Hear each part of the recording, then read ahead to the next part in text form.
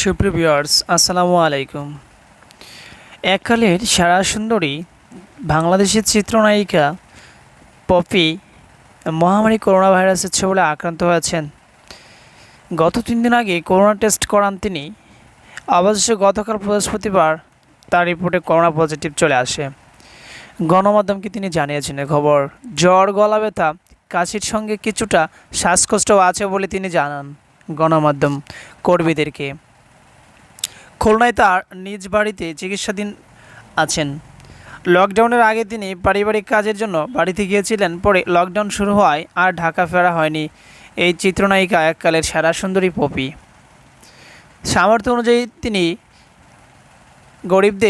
বিভিন্ন গরিবদের অসহায়দের সহায়তা দিয়ে যাচ্ছিলেন।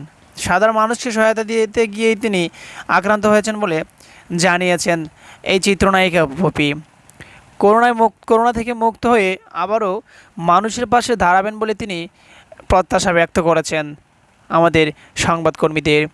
দেশবাসীর কাছে তিনি দোয়া চেয়েছেন এই এককালের সেরা সুন্দরী চিত্রনায়িকা পপি।